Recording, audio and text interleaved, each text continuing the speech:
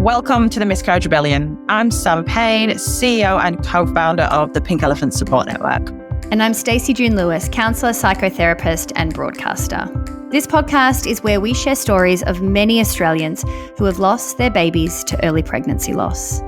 With evidence and empathy, we unpack the shame, blame and stigma and the lack of support that many face. This is a loss that has been silenced for too long. We deserve better. We are here to normalise the conversation. And we're here to make lasting change. Welcome to today's episode, where we welcome Terry Diamond, social worker for the Royal Hospital for Women and former perinatal loss counsellor.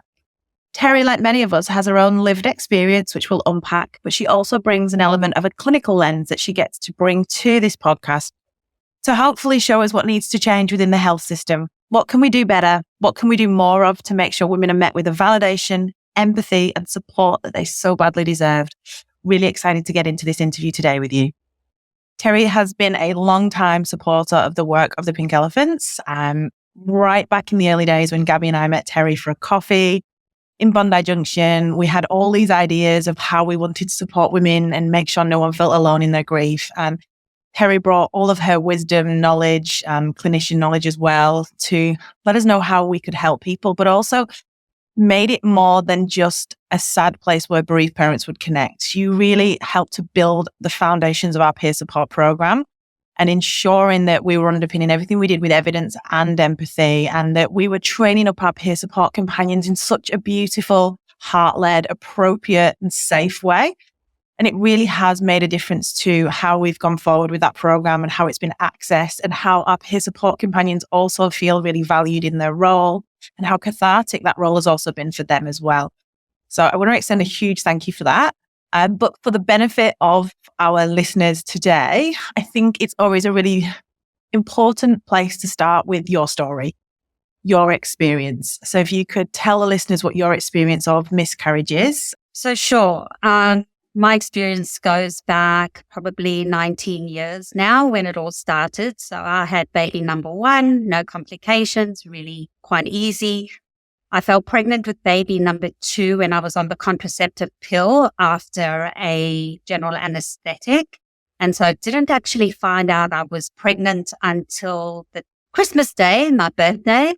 And by the 31st of December, I had miscarried that baby. But I was kind of okay with that because my first child was only about 7 or 8 months old and I wasn't expecting to fall pregnant or trying to fall pregnant. Of course, what that miscarriage did was trigger an extreme urgency to get pregnant and have another baby. And I was lucky enough to fall pregnant about 4 months later and have my son with no complications. So I had the two years apart. And then decided I was going to go 3 for 3, 3 young nappies in and out, fell pregnant again really quickly and had a miscarriage, found out at 17 weeks pregnant that I had lost that pregnancy. A couple of weeks prior to that, around 15 weeks, I think baby measured, and it absolutely turned my world upside down, rocked me to my core. But my attitude at that point was to very quickly get back on the horse, get pregnant again. And, I thought like last time I had a miscarriage, I'll get pregnant again. All was fine. Got pregnant again within 3 months. And when I went for my 12-week scan, that baby had died too.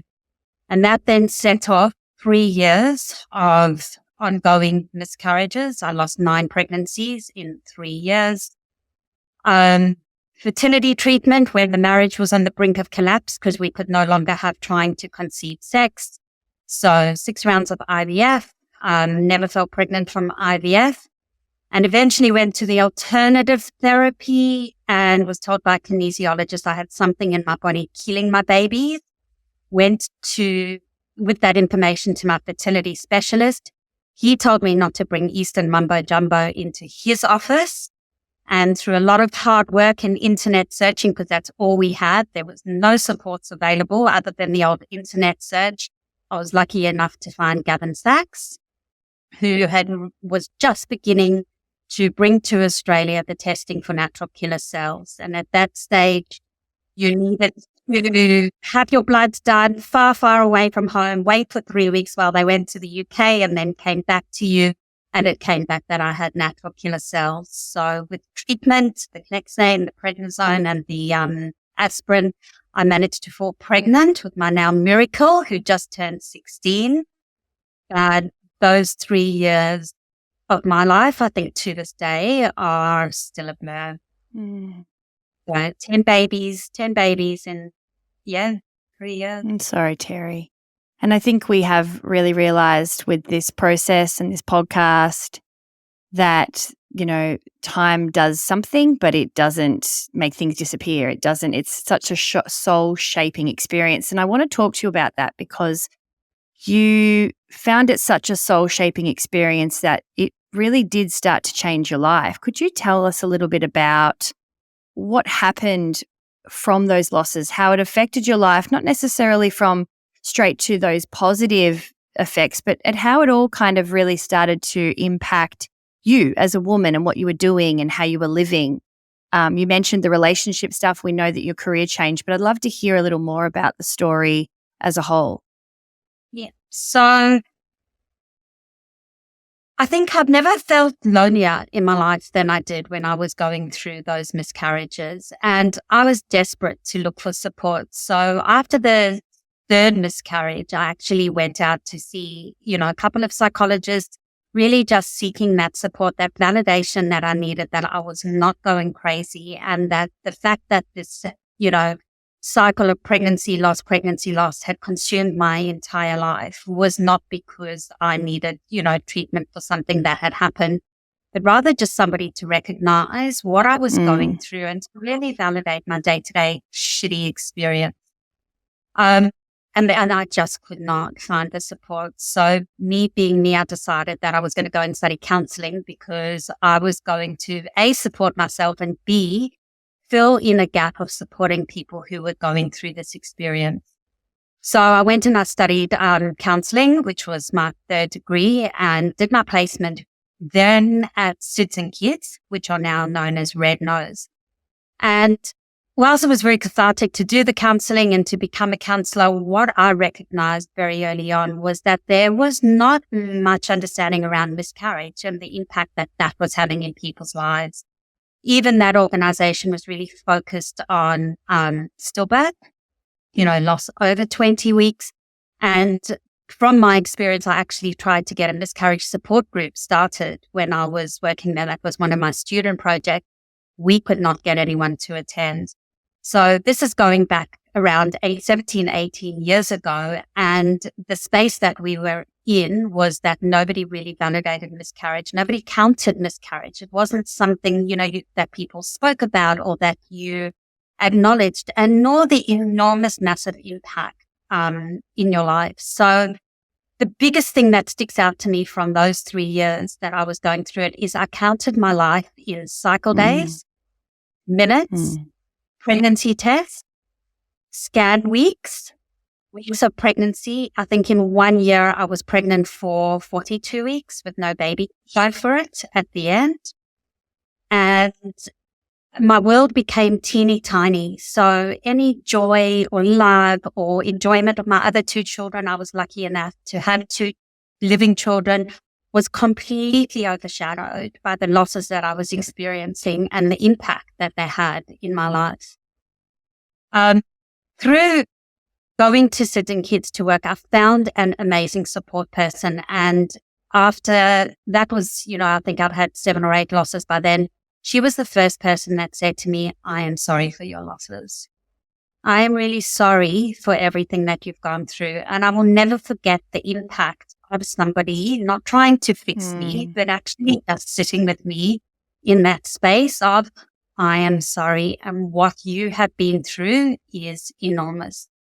And I think that really set my foundations for the work that I then, did in my therapy practice. So I worked in, as a perinatal bereavement counselor for about 13, 14 years before I ramped it up to the next level of listening to people's experiences that they were having in hospital around pregnancy loss and thinking, right, now I have to change that. Now I have to change what happens for people when they go into the health system and the added trauma that they're walking away from when what is going on for them is not validated, worked with in a compassionate, caring and kind manner. And so I studied a master's in social work and have been lucky enough to be working at the Royal Hospital for Women, which is the only women's hospital in New South Wales, for the last 5.5 years, really with this huge amount of passion and compassion for the enormous amount of women we see and their families coming through the system, having experienced the loss of a pregnancy or a baby.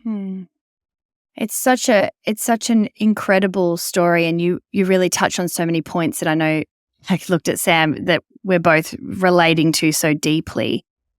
I think the thing that is really unique about what I'm relating to in your story is this kind of fight and vigor behind representation of things that you didn't experience firsthand yourself.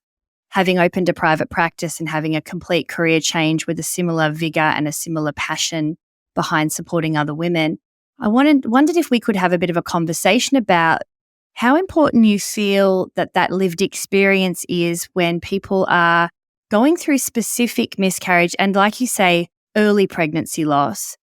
Again, obviously there's so many practitioners and specialists that are able to provide care without necessarily either exposing their lived experience or having it. However, I do want to have a conversation about that because I know from my own experience it is something that I wanted from a therapist and now is something that I am proud to give. It's obviously about the client, but that congruence in the way that you meet someone and the rapport that you can build from having walked the same path, I find quite powerful. And I'd love to hear your take on where you pull from that and the difference between that offering compared to maybe what you were getting beforehand with different therapists that may not have been able to offer that to you.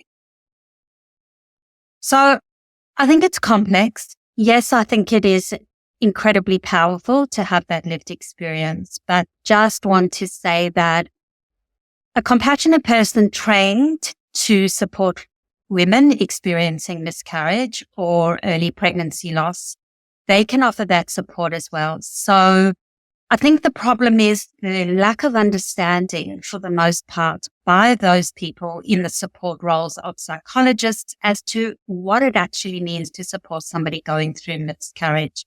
Not a pathology. When you're going through miscarriage, it's a deep, deep grief.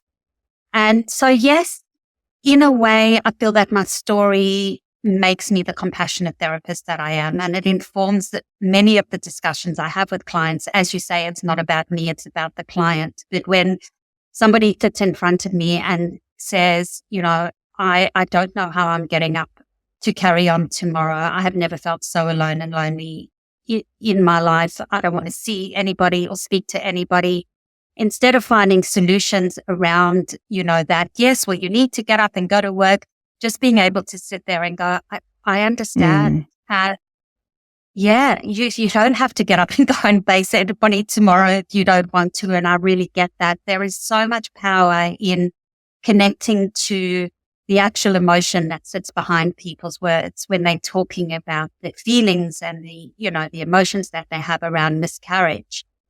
So yes, I think there's definitely something powerful. However, I've supported a lot of women over the years who've experienced stillbirth or the death of a child. Now, whilst I don't have the lived experience of that, certainly my lived experience of loss informs the enormity of that. And the biggest thing for me in working in this space completely is a loss is a loss is a loss. Not minimizing the loss of somebody who's experienced a miscarriage at 5, 6, 7, 8, anything really under 20 weeks, comparatively to somebody who's experienced a full-term stillbirth or a neonatal death of their child.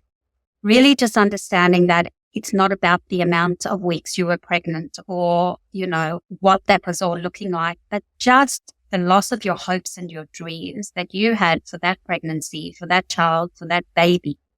And really just working with, clients on validating that it's not about the amount of time. And I really think that's where we need to get to in this miscarriage space. Not this, oh, well, it was early. Oh, well, you can have another. Oh, well, not many people knew you were pregnant. In fact, I had somebody ask me the other day, they're now 7 weeks pregnant after a loss. They had a loss last year, and they said, I don't know whether to tell people or not. Do we tell people? Do we wait till 12 weeks?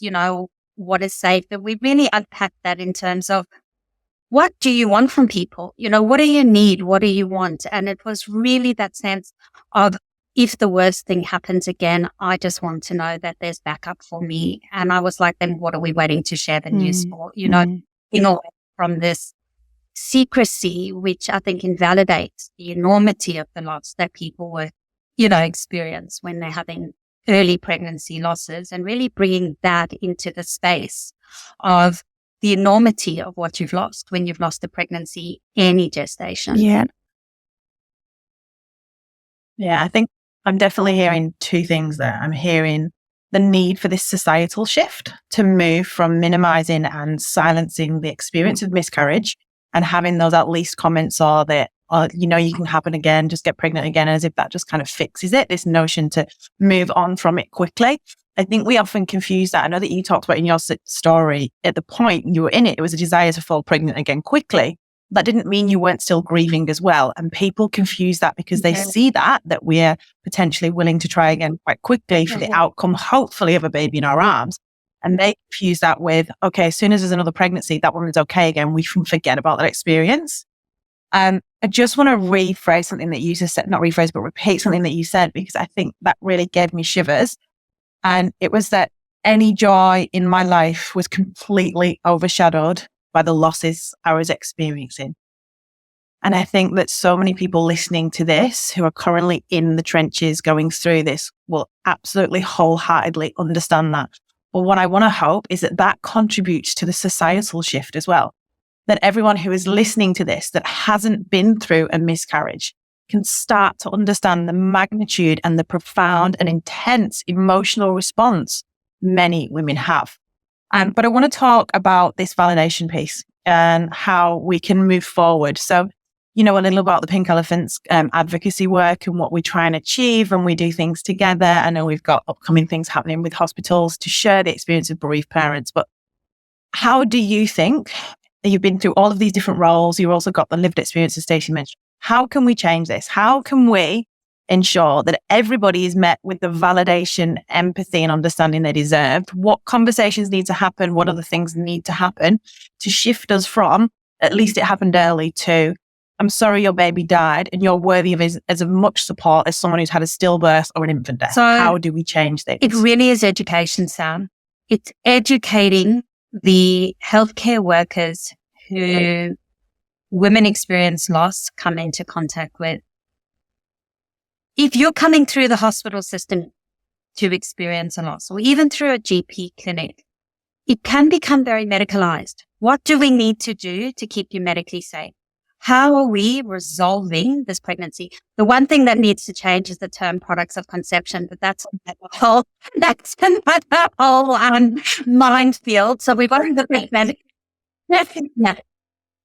Yeah. The other day I was collecting a baby that had a DNC, and so they were coming in theatres, and we have a beautiful way at the Royal of looking after our babies that come out of theatres.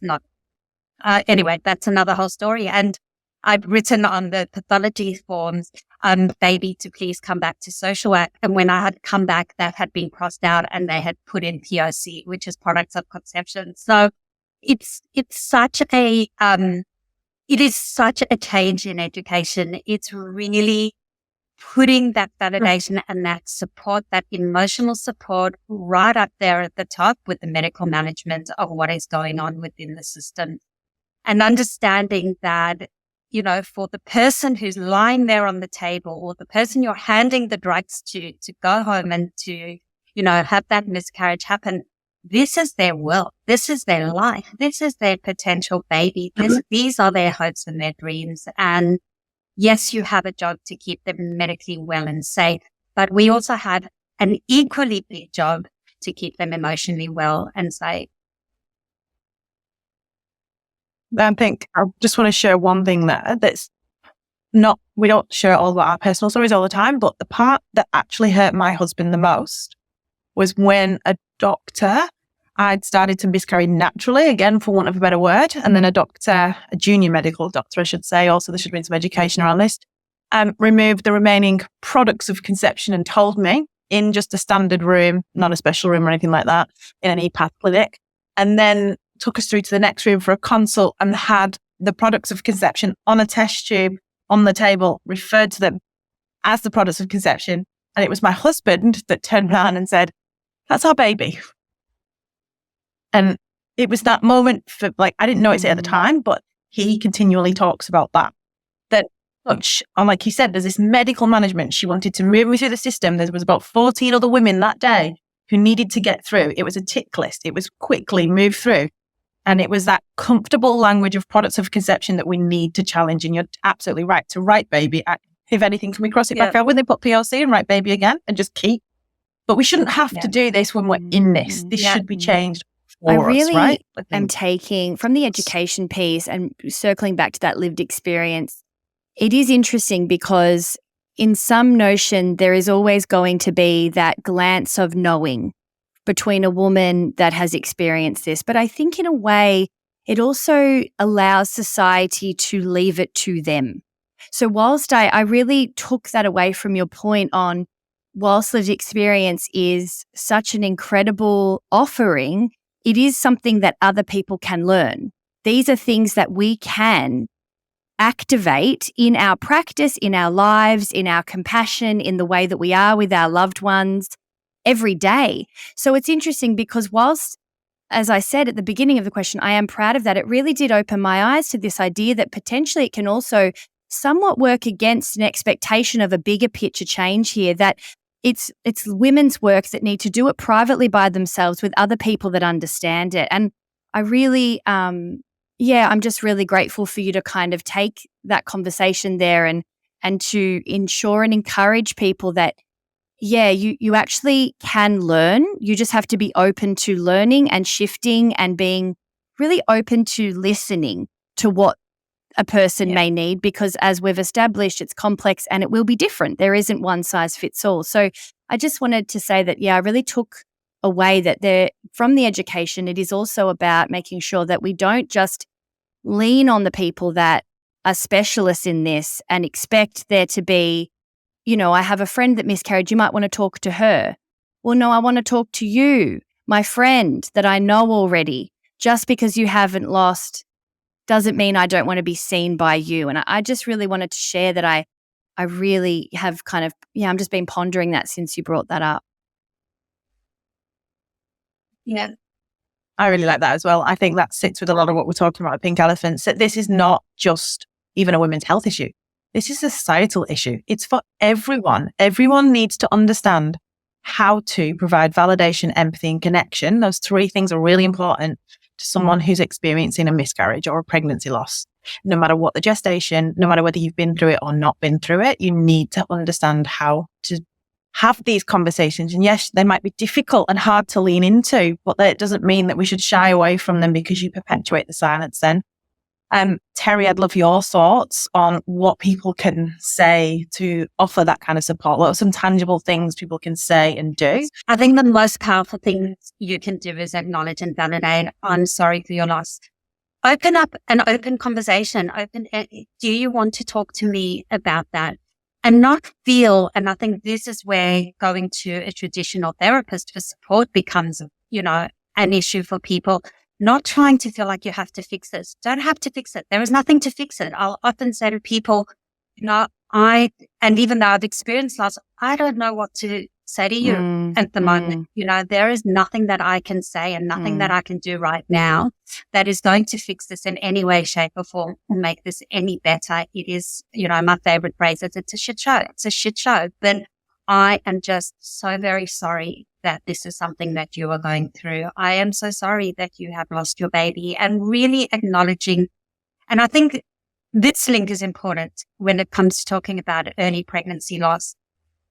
It's not only the baby, it's those hopes and dreams. And when we talk about hopes and dreams, that's invasive to our lives. All of us have hopes and dreams, ways that we see the world, things that we are experiencing or expecting to happen. And I've got quite a type A personality. So for me, the most difficult thing when I was going through loss is if I put in X, I like to pull out Y. Well, I was putting in X, Y, and Z, and I was pulling out A. And I could not cope with it. No matter what I did, the hopelessness, the out of control. And I think really acknowledging that for people, whether we're friends, whether we're a therapist, whether we're a healthcare professional, this must be so hard for you. You must feel so out of control. When a baby dies inside us, that's like you're living with the scene of the crime. This has happened in your body, in your uterus. It's invaded your heart. It's all consuming. And just having that acknowledgement that this has happened, for you, and then really understanding the impact on the partner. So, this has happened. Yeah. And I always say to women, this has happened to both of you. You've both lost your hopes and your dreams and your baby. But when it happens inside a woman's body, it has a biological component to that loss that is just absolutely monumentally enormous. And I think that's where health professionals need to come in, not just sorting out the medical management of what has happened, but really understanding the biophysical, how our emotions are connected somatically to our body, and really being able to validate, empathize, and just hold a space for somebody, even if they're going through the hospital system, to be what they need to be in that moment. I love that. Can you talk to us a little bit about what the risks are, so that if we don't meet people either as a healthcare professional or as a friend or loved one or even a workplace, if we don't meet women continually with the validation, empathy, understanding that they deserve, we've seen now from research that there is strong links to poor mental health outcomes. Can you talk from your lens as a social worker about that? It's interesting, Sam, because I think a lot of times miscarriage, we don't acknowledge the trauma that women might experience in miscarriage, however that's managed, whether that is a natural miscarriage and what that might look like, in terms of blood loss and what that might look like, or if it's going through theatres for a DNC, you go in with the baby, you come out with an empty uterus. And I think that the trauma associated with the loss is very minimized for miscarriage. And so, yes, we know that anxiety, especially if you're still trying to have a baby, the anxiety that can come through with a subsequent pregnancy. So pregnancy after loss is just next level. But I think we are going to have a society of women experiencing PTSD, that complex trauma, where if the support is not there in the first 6 months, if you're not getting what you need and having the space to process the experience that you've had, you're going to be sitting 6 months plus down the track with complex trauma. And that was really it for me. So it wasn't until I had my living baby, my third living baby, that I actually stopped and became non-functional. And what I had developed was complex trauma that I had not dealt with while I was very busy trying to deal with the anxiety and the depression associated with the miscarriage, and really had to then spend years in therapy working through that myself. So it's an external, but an internal validation as well, for the women who's experiencing it, to be able to stop and go, this is really bad, and I need to sit with myself and give myself permission for feeling the way that I am now, with, of course, that broader societal, validation, healthcare professional, friends, family.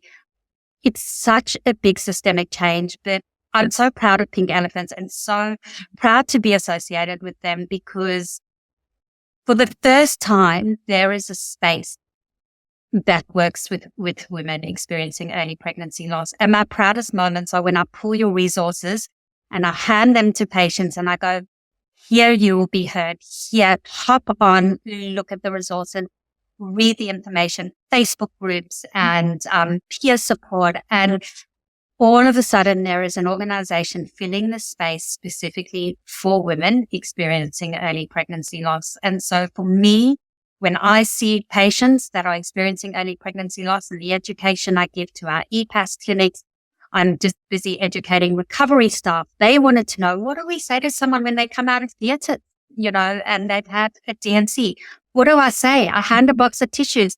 No, you don't bloody hand a box of tissues. You say, I'm sorry for your loss, or, I'm noticing that you're crying. Do you want to talk about it? Or, the e-passes, and just being able to say to people, this is how you do it. This is how you respond in the first instance, because you won't forget that. Just like your hubby didn't forget the test tube, he also wouldn't have forgotten if somebody just stopped and actually validated what this might be like, not only for you, Sam, because you're the patient and what you were going through, but for him as well. So really recognizing that it's invasive. Yes, it's an added element for women because of the biological, but beyond that, for the family, whether you're a same-sex couple or your partner, whatever sex they are, really understanding that this, has impacted them too. Yeah, 100%. We know that in our online communities, when women share stories, yes, they share the ways that they're not met in the way they should be, and they're awful.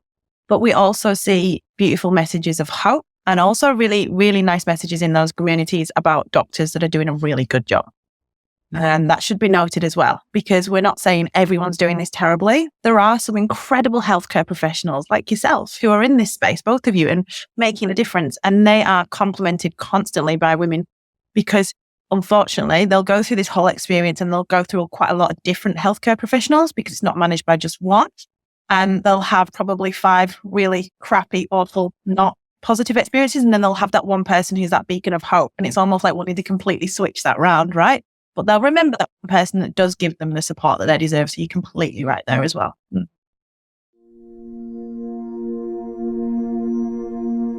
People don't talk about it, but it's happening.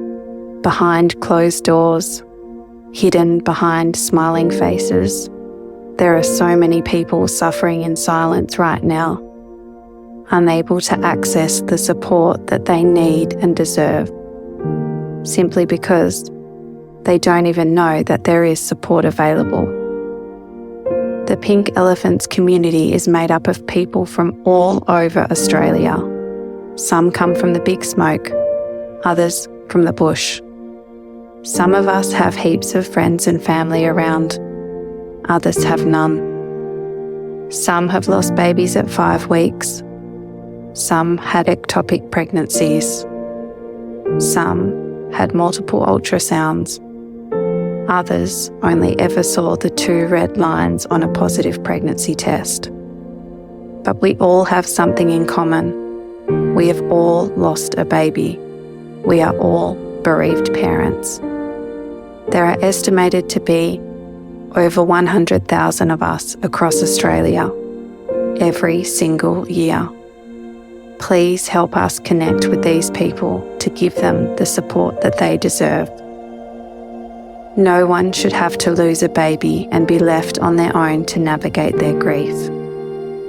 Help Pink Elephants support more bereaved parents. Visit pinkelephants.org.au. We've spoken a little bit about the acknowledgement. We've spoken about, some of the tips of ideas of presenting, supporting, observing, being.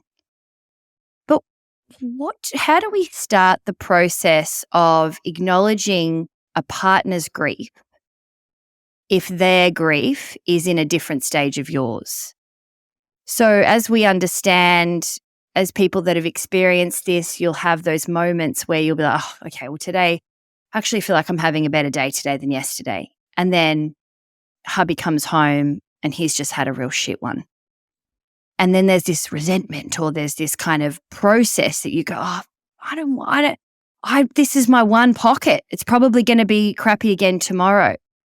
I mean, the complexities of grief within a relationship is something that I feel like is quite unique. And I really would love to get your take on, where do you start? Yeah.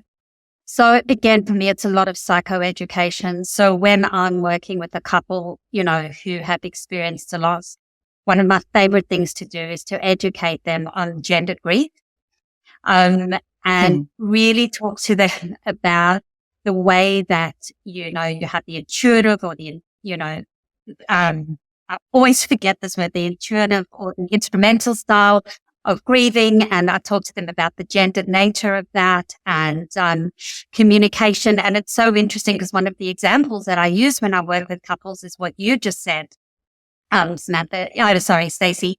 It's like, you've had a really good day. He comes home. He's had a shit of a day. You see it, or he shares that with you.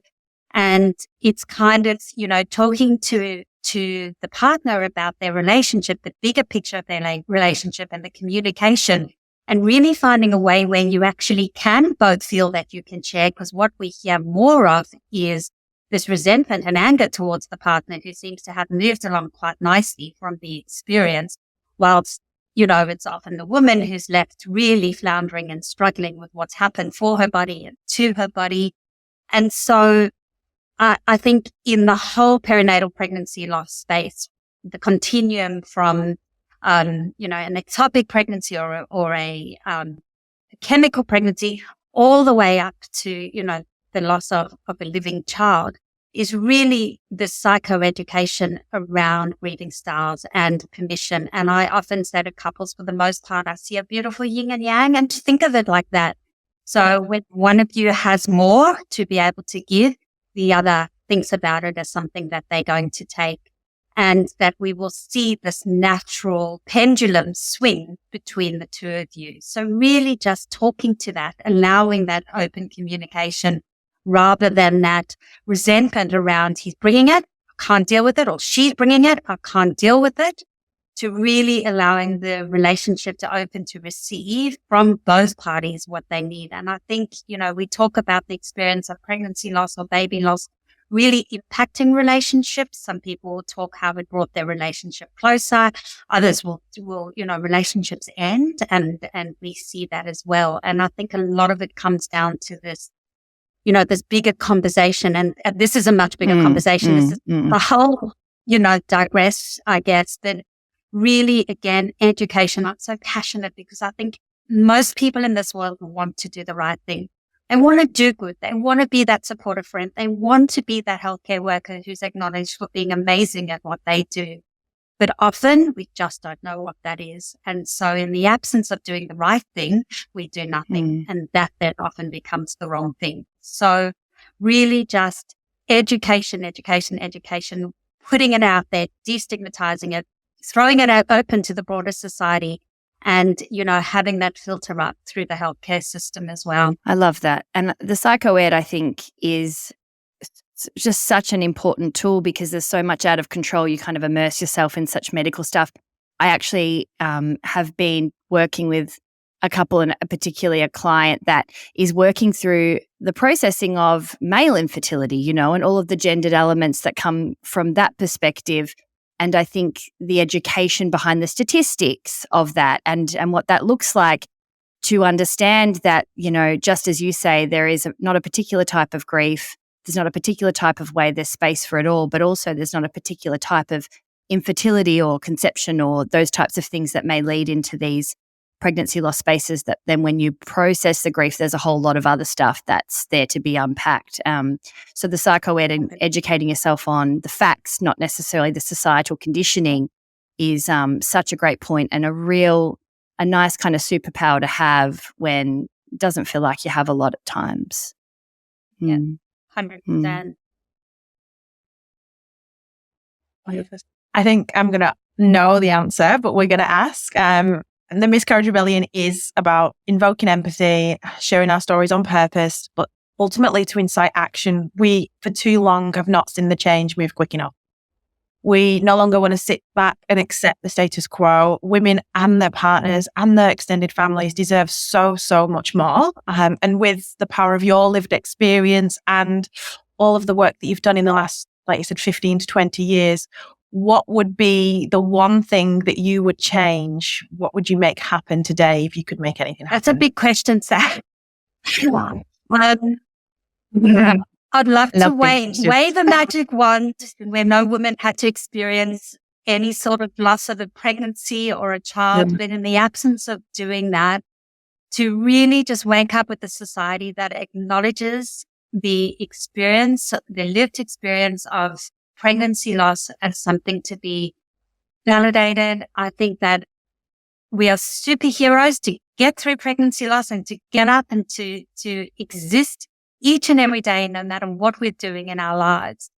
And just to have it recognized, not pathologized, but just as, something that happens to people that deserve just, wrap them up in love and support and validation of what this is like for them. And I guess that would be what I would want.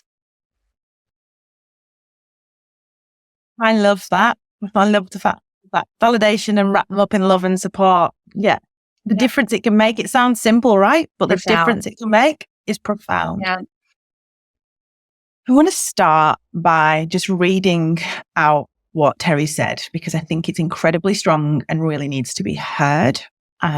So any joy or love or enjoyment of my other 2 children, I was lucky enough to have 2 living children, was completely overshadowed by the losses that I was experiencing and the impact that they had in my life. I share that so intentionally because it is sadly something that we see so often within our own online communities, and what women tell us about their experience of this secondary infertility. Those women that do have first pregnancies that go fairly well and have living children and are blessed in that way and know that they are, but then face incredible experiences and journeys of loss and fertility. And that's massive, but often they're met with, well, at least you already have a child. Why are you even trying again? You should just be grateful for what you have. And I know personally that was my story too. And I feel like it's an important part to unpack for listeners. Even women that have both had losses can actually compare each other's worthiness, in inverted commas, because I'm on a podcast, but this worthiness of grief, whether you have a child or don't have a child. I'd love your take on that as well from a therapist perspective. Yeah, I feel that secondary infertility really continues to really, I guess, build on that isolation. So we're already finding that the research shows us that the isolation that women who go through pregnancy loss is, I don't know what the number is at the top of my head, but it's big. It's one of the biggest factors in the mental health, I guess, unraveling around this experience. And when we're talking secondary infertility, there's this other level of isolation that happens because there's this onset of isolation from shame. So when we start to feel pain, we're starting to feel grief, we're moving through those processes with a child that is in our arms at home in our house, then we are, really naturally starting to feel this shame about the feelings that we have. And what then happens from that is that we find ourselves isolating even further, not just from our pain, but from sharing our pain. Now, that could even be with your own medical professional, your therapist, your friends, your partner, because there is such a guilt that happens around this feeling when we have a child already, particularly for those people that may have also had infertility moving into the first child. It's almost like this extra prize, at least I got this. And then there's the other option of people that also never had that infertility and are getting this in a second time. It's just either way you look at it, it goes deep and complex. So from that shame, it moves into that isolation, which can then really move into disenfranchised grief. So grief that we're now starting to disassociate with. And the isolation and the depths of that without being tended to are very, very serious. And in other episodes, we have unpacked the true definition of PTSD. But one of the other ways that PTSD can show up is in depersonalization. So you begin to really find yourself disattaching from your life, moving further and further from the reality. So that might be numbing out, that might be avoiding, that might be pretending. And so not only is this isolation quite extreme, but now we're actually not acknowledging our existence, and so that can really move into more serious anxiety, like a deeper depression. It can move into this kind of attachment disorder.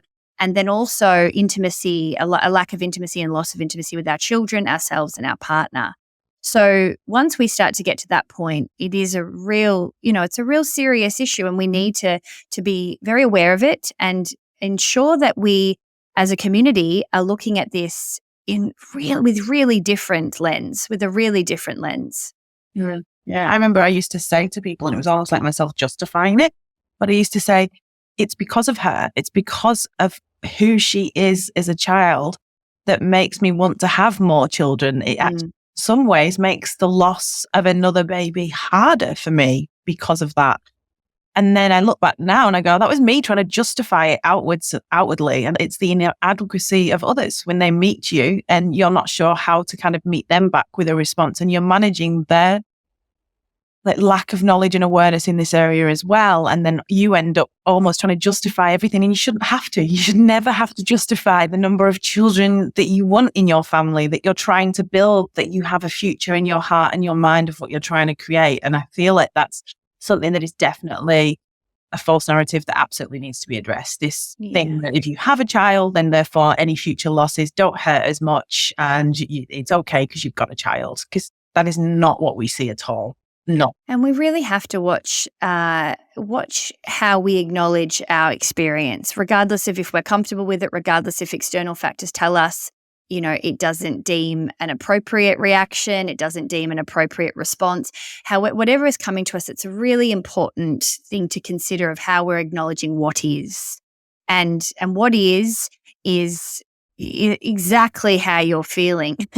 There is no ifs or buts about it. And if that is a challenge and that is a really difficult thing for you to navigate on your own, then I encourage you to seek support, because this is something that absolutely merits the full brunt of support here, just like any other experience. So, it's a funny one, and it definitely hits home for me too. I think the thing that's quite personal is also this idea around who you are as a person, who you are as a mother. There's this other experience that you're going through that's completely you're immersed in. And then also, as Terry mentioned, taking away the actual original idea of mothering and parenting as well. So there's many layers. It's very complex. Yeah, it really is. And if you are listening today and it's something that you identify with, there are many of our peer support companions that have this experience of secondary infertility. They can offer you peer support. Then there's all of our other support. There's counselling support services. It is something that is very, very worthy of support if you need it.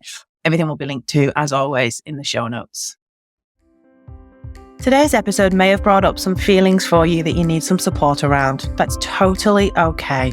Head to pinkelephants.org.au to find access to our circle of support, your safe space where you can be met with empathy and understanding throughout all of your experiences of early pregnancy loss.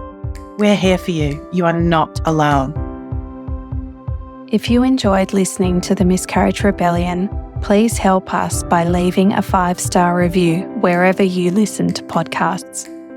The Miscarriage Rebellion is a Pink Elephants podcast produced by our friends at 3P Studio.